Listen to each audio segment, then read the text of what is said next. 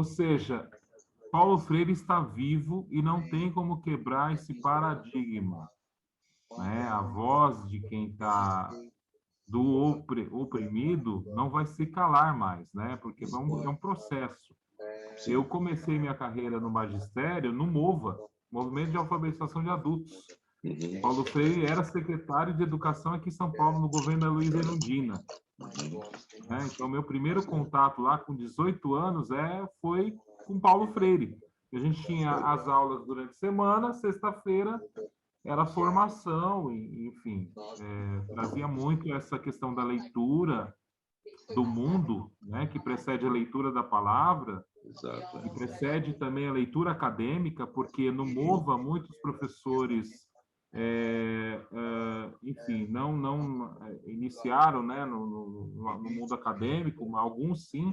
Eu estava no começo da faculdade, quando fui convidado a participar desse movimento, e esse movimento se implementou na prefeitura. A gente depois teve no governo da Erundina os grupos de formação de professores que constituem até hoje, por exemplo, a questão da GEIF, né, a Jornada Especial Integral de Formação do Professor. O professor, na rede pública municipal, ele tem uma jornada de formação. Ele tem uma jornada porque é pensar a praxis, é o que você está dizendo. É pensar a educação a partir do olhar que a gente tem sobre o próprio aluno, sobre esse sujeito, que não está perdido no mundo, como querem, né?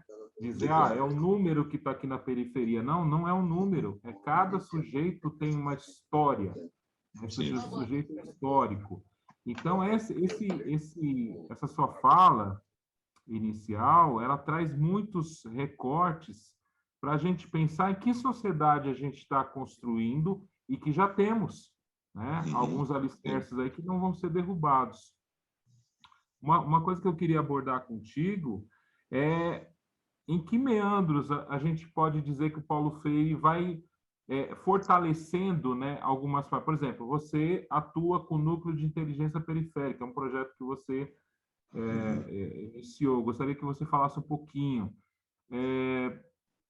no seu trabalho com as ocupações, né, aqui em São Paulo, né, muito o seu diálogo com os moradores de ocupação, né, naquele momento que eles estão ali, no momento de resistência, no momento que o direito à moradia nunca foi garantido, né, no momento que a gente começa ali um processo, até na Erundina mesmo, um processo das casas populares e dos mutirões, mas que não foi consolidado pelos governos, né? E a gente fica nessa luta intensa, né?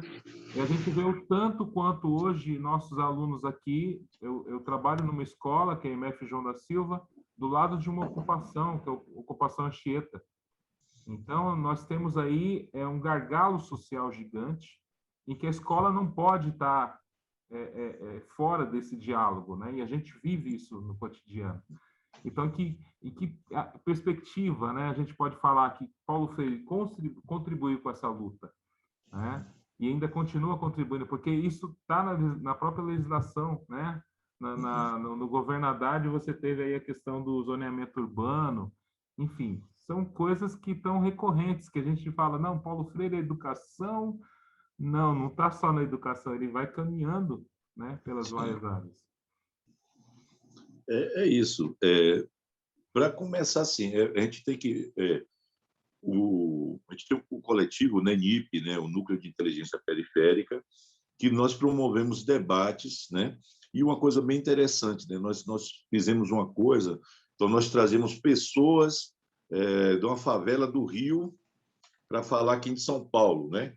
Aí trazer as realidades, né? Então, analisar as realidades, né? Então, várias discussões, desde o direito à cidade, desde o direito à água, né?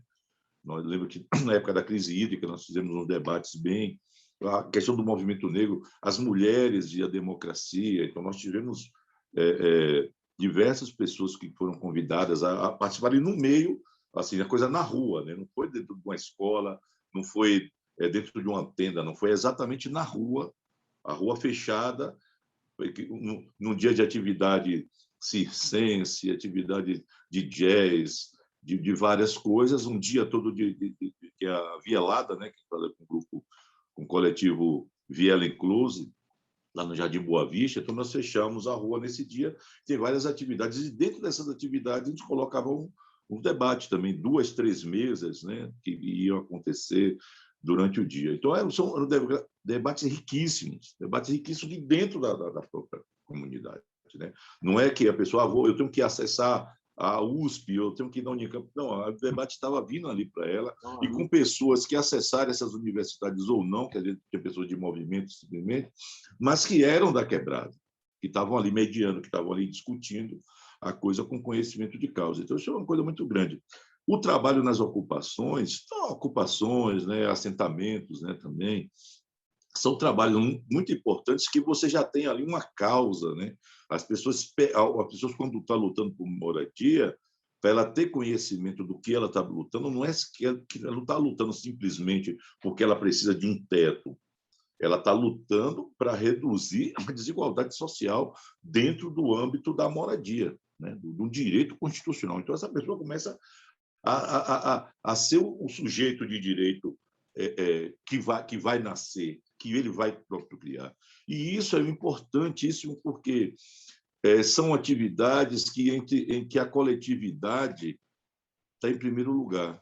Então, não existe uma mudança, e que isso dialoga tanto com Paulo Freire, que sai daquela chave, né, que a própria pedagogia do oprimido tem, de que quando a educação não é feita como prática de liberdade, o sonho do oprimido é tornar-se opressor, né? Ou seja, o sonho do oprimido que vive na quebrada é sair daquela quebrada, das costas, e para ele poder esquecer aquilo ali, ele se tornar até assim fazer um simulacro de que ele viesse de outra classe.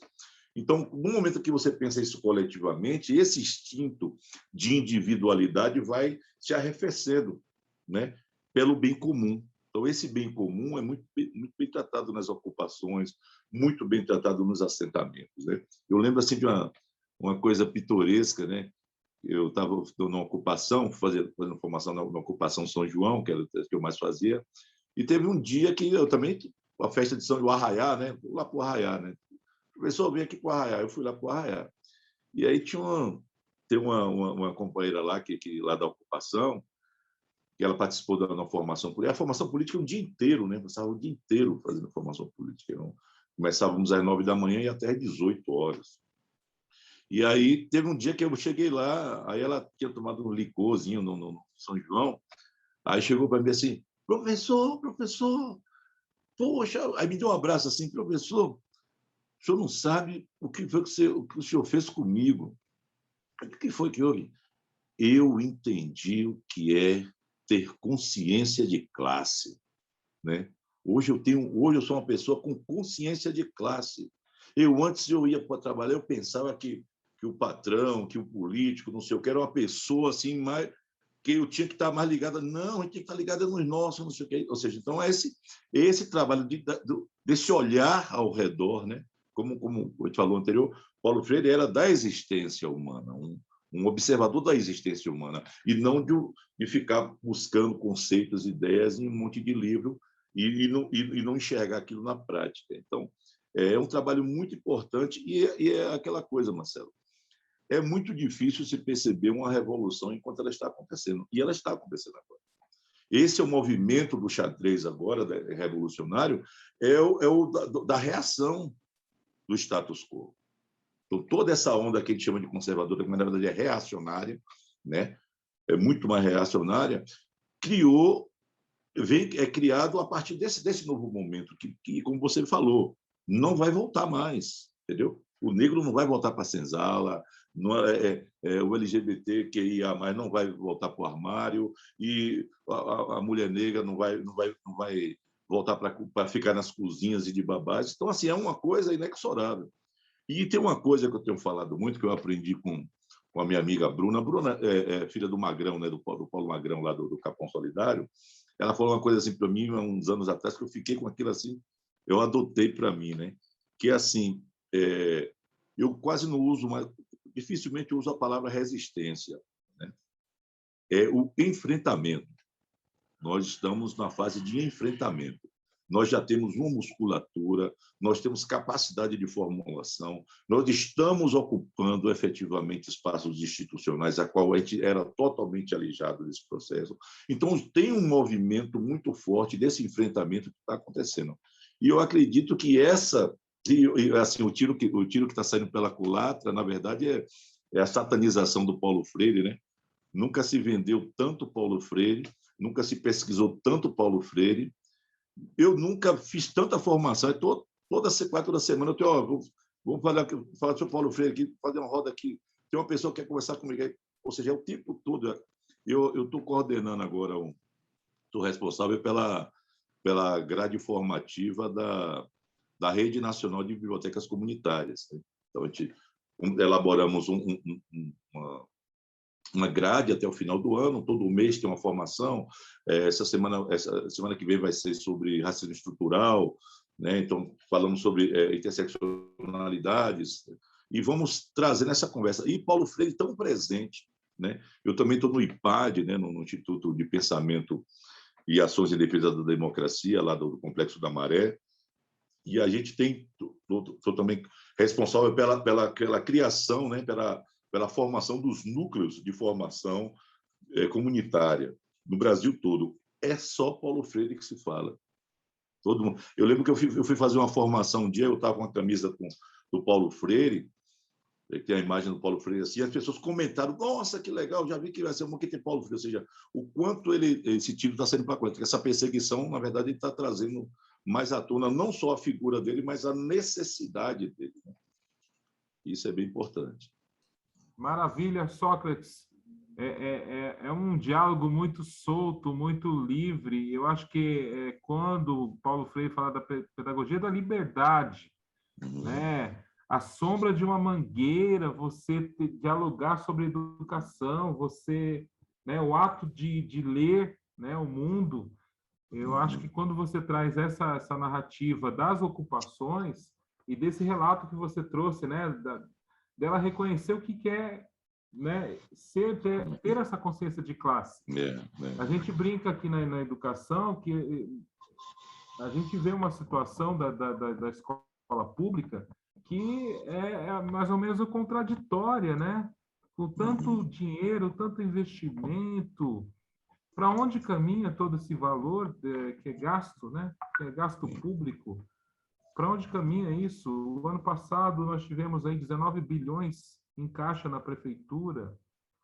E aí nós estudamos Paulo Freire no concurso público e chega na sala de aula, se não é nós, né, criarmos ali uma ambientação para trazer Paulo Freire, trazer uma educação significativa para a criança, para o jovem, a gente se perde no programa educacional. É verdade. E aí, nesse sentido que nos espaços em que não são espaços formais de educação, a gente, né, já vem falando um pouquinho disso, e que a escola ela rompe essas barreiras, né? A educação ela rompe essas barreiras.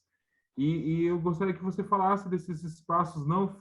Você falou da ocupação, você falou de outras do núcleo de inteligência periférica, mas, por exemplo, na Unimauro, né? O Mauro tem um bar, né, na Maria Antônia, se eu não me engano, é isso. E aí, num bar, numa sexta-feira à noite, quinta-feira à noite, vocês se reúnem lá, tem uma lousa, e aí, no meio do negócio, da conversa, vocês vão falar de educação, e aí trazendo várias contribuições, desde astrônomo, psicólogo, linguista, Sócrates, sociólogo. Que história é essa, né? As pessoas estão ali na diversão, né? no happy hour tal, e ao mesmo tempo dialogando sobre educação, sobre história, sobre ciência. Né? Como é que é esse processo aí, nessa Unimauro, que foi fundada? Bom, isso é assim, os ambientes não formais de aprendizagem são assim, de uma importância muito grande, né? Mas uma boa conversa, né? Você tem um repertório, você está conversando com pessoas que têm um repertório que te interessa, é sempre muito bom. Então, veja só, começou as coisas assim. Então, já ali na Vila Buarque, já é um lugar que tem um histórico de uma espécie de boemia intelectual, né? Porque você tem ali a Mackenzie, você tem a Escola de Sociologia e Política de São Paulo, você tem a própria Escola de Filosofia da USP, né? A Escola da Cidade, Belas Artes, tudo ali muito, muito próximo. Então, sempre teve uma efervescência disso. E aí, se você vai assistir um filme, uma peça de teatro, uma aula, uma palestra, um espetáculo de dança, e depois que você sai desse lugar, você vai para casa, é uma coisa. Mas se você se reúne com pessoas que participaram da mesma atividade, ou não também, que às vezes uma pessoa que você conversar sobre aquilo solta, tem muito mais aspectos que você não tinha observado que você encontra ali naquela mesa do bar. E você tem a questão de você estar tomando uma cerveja, você está mais relaxado, não tem aquela coisa da rigidez de uma sala de aula. Então, tem muita gente que até se desinibe, que poderia ter feito colocações na sala de aula, na palestra, que não colocam, mas ali se sente mais à vontade, num ambiente mais informal, para se colocar. E aí isso tem uma reverberação muito grande do que foi tratado, né, na aula, no filme e tal. Então, assim, eu já era frequentador lá do Bar do Mauro, já desde 2013, e eu fui convidado a ministrar um curso de extensão na Escola de Sociologia e Política de São Paulo, na FESP, né? E a minha aula era justamente aos sábados, de 9 a 1 da tarde. Então, o primeiro dia de aula, chega para a pessoa e fala assim: olha, gente, explicava isso que eu expliquei para vocês agora, né, a importância de você tal. E eu falei bem assim: então, nós vamos ter, né, o curso deram 8 encontros, né? Então, nós vamos ter 8 semanas aí, e eu não costumo, depois, eu tiro o sábado só para isso aqui, que eu venho da aula, e depois eu vou lá para o Bar do Mauro, que fica aqui, um quarteirão daqui. Então, quem puder, quem quiser e não tiver compromisso, vamos lá hoje, que eu vou para lá. E se vocês puderem, na próxima semana, quem tem compromisso hoje, né, que é o primeiro dia que a gente está falando isso, mas puder, aí ficou. Aí, no primeiro dia vai 3, 4, no segundo já vai um bocado. E isso foi, né? Aí uma turma, outra turma, né? E teve um dia, em 2018, que a gente estava numa discussão assim, acalorada, assim, sobre vários assuntos assim. Aí eu senti a necessidade de uma lousa, né? Se você tivesse uma lousa aqui, seria ótimo. Aí, e lá no Mauro tem uma parede assim que estava lá meio pedindo, né, isso, né? Aí eu falei: Mauro, tem como a gente pintar uma lousa? Ele falou: uma lousa? Eu digo: a lousa só para a gente ficar biscando. Ele: não, pode pintar, sim. Aí juntou eu e o Macalé, né? O nosso saudoso Macalé. O Macalé foi, passou a massa, pintou e tal. E aí, quando foi esse negócio da lousa, a lousa ficou repercussão, essa lousa vai, não vai. Aí veio aquela coisa, sim, e a inauguração da lousa? E a intenção não era, a intenção era ter uma lousa lá, para qualquer hora a gente rabiscar, né? Mas tem que inauguração da lousa. Aí, como era próximo dos 50 anos do AI-5, aí eu fiz uma aula inaugural da lousa sobre os 50 anos do AI-5. Né? Aí foi lá, fizemos um evento no Facebook, lotou, né? Imagina um bar, aula, vai ter uma aula sobre o AI-5, onde no mesmo dia estava tendo um ato na Maria Antônia, né? Em vários atos em vários lugares, e num bar tinha uma aula, num bar, tinha uma atividade dentro da USP, atividade na Unicamp, atividade de tudo quanto é lugar, e tinha num bar também, tinha, né? Aí pronto, a aula foi muito boa, o pessoal gostou muito, aí surgiu aquela pergunta, né? E a próxima aula vai ser sobre o quê? Eu falei: não tem próxima aula, a gente vai inaugurar a lousa. Não, tem que fazer. Aí, Macalé é arquiteto, então vamos. Ceno da Bauhaus, vamos dar da Bauhaus. O Lucena vai falar sobre a geração beat, não sei o quê, vamos falar sobre maio de 68. Aí nós começamos a ir testando os dias, a gente viu que na quinta-feira era um dia bom, né? E sexta-feira as pessoas já não saem muito atrás de aula, né? Eles já estão doidos para sair da aula para ir para o bar, chegar lá no bar tem mais aula, né? Complicado. Aí, na quarta-feira era um dia, tem futebol, então o pessoal está mais ligado no futebol do que em aula. Aí ficou assim, entre terça, segunda-feira um dia mais, o senhor não quer sair de casa, ainda está com ressaca do final de semana. Então a gente ficou meio que colocando na quinta-feira. Então falamos sobre reforma da Previdência, Bauhaus, buraco negro, você imaginar de assuntos, né, que teve de vários, E aí a gente agora, com a pandemia, né, a gente pensou em inaugurar a Unimauro EAD, né? Vou fazer lá, mas a gente está ainda pensando. E daí ainda veio o bloco, né? Não foi depois, ainda teve o bloco, né? Os desacadêmicos da Unimauro, né? Um antibloco. E isso aí tem acontecido. E quem dera aí a gente vai fundar lá em Camaçari, mesmo já tem o projeto de a gente vai fundar pelo menos dois bares, universidades, né? Tem a Unilage, né? Que é do cara, o espaço chamado Nalage, a gente vai tentar criar a Unilage. Tem mais um amigo nosso lá que tem um bar de Ware, né? A Uniware ou a Unispetisco, sabe? Que é o nome do bar é Espetisco. E isso é uma ideia que precisa ser, sei lá, não é que as pessoas têm que vir para a Unimauro, né? Que nasça a Unimiro aí no Grajaú, que nasça, entendeu?